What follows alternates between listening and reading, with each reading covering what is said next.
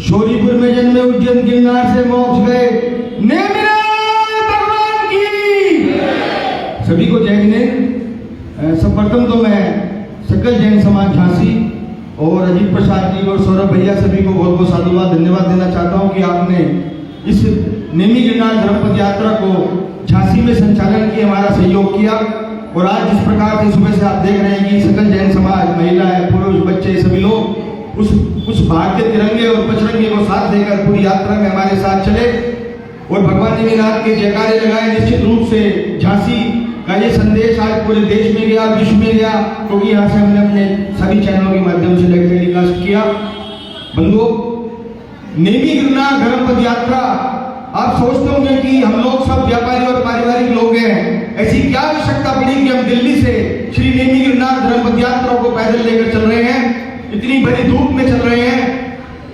क्योंकि 2 जुलाई 2025 को भगवान नेमिनाथ का मोक्ष कल्याणक आने वाला है।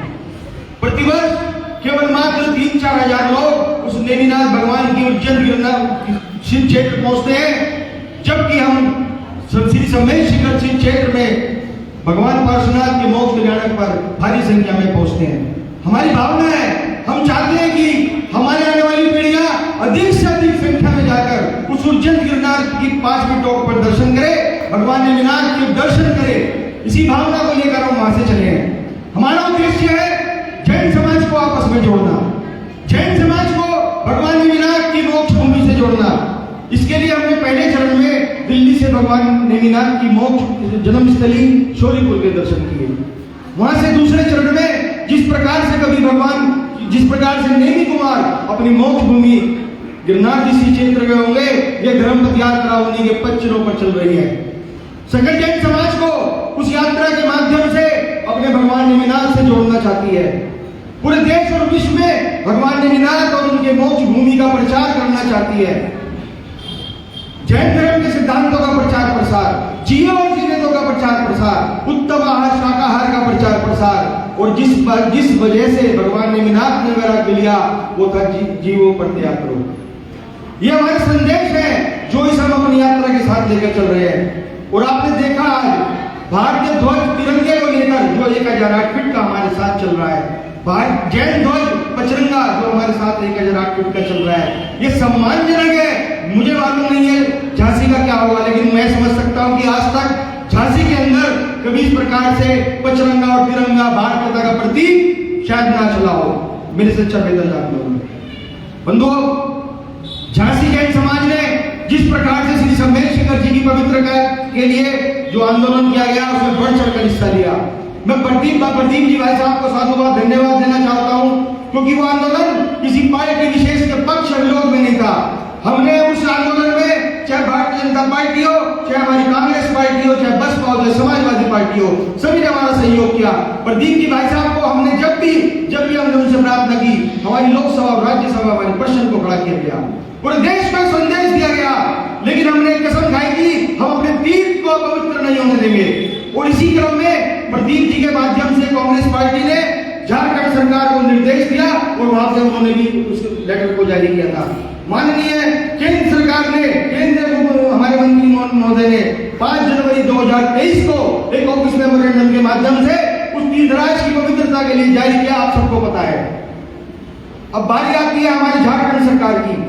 दिसंबर 2022 में आदेश जारी किए जा चुके हैं कि वहां पर किसी भी प्रकार की मांस मदिरा का बिक्री नहीं होगी। वहां पर 25 गार्डों की नियुक्ति होगी जो इसका अनुपालन करा सके, लेकिन आज सरकार को और मजबूती से पालन कराना होगा। और अभी भी आपने कल पढ़ा होगा कि जो हमारी वहां की कोर्ट है, झारखंड कोर्ट है, उन्होंने भी आदेश पारित किए हैं, लेकिन वो आदेश उन्हीं आदेशों का पालन कराने के लिए जारी किए गए हैं।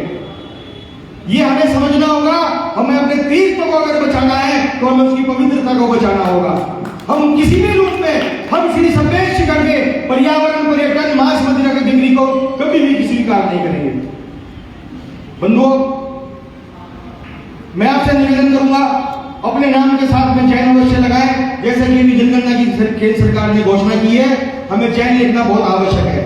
एक जैन ऐसा क्षेत्र है, जैन ऐसा ध्वज है जिसके अंदर सकल जैन समाज एक साथ हो सकता है। ये धर्मपद यात्रा किसी संस्था विशेष, किसी व्यक्ति विशेष की नहीं है, ये सकल जैन समाज की यात्रा है। इसके अंदर ये जन जन की यात्रा है, क्योंकि भगवान नेमिनाथ केवल जैन समाज के नहीं, पूरे देश और पूरे विश्व के थे। इन्हीं भावों के साथ मैं आप सबसे हाथ जोड़कर विनती करता हूं, आगामी 2 जुलाई 2025 को आप अधिक से अधिक संख्या में उज्जैन गिरनार जाकर भगवान नेमिनाथ की मोक्ष भूमि 5 मीटरों पर उनके चरणों के और उनकी प्रतिमा के दर्शन करें। और मुझे आश्वस्त किया गया है कि भगवान नेमिनाथ की उस मोक्ष भूमि को निर्विघ्न रूप से जैनों को दर्शन करने की सुविधा बहुत जल्द प्राप्त होने वाली है। ऐसे वहां के आदेश जारी होने वाले हैं। पुलिस प्रशासन ने आश्वस्त किया है कि जो माननीय गुजरात हाईकोर्ट के 17 फरवरी 2005 के आदेश है, उनका अनुपालन कराया जाएगा। 4थी और 5वीं टोक के बीच में पुलिस चेक पोस्ट बनाई जानी है। हमने मांग की है कि वहां पर सीसीटीवी कैमरों की व्यवस्था हो।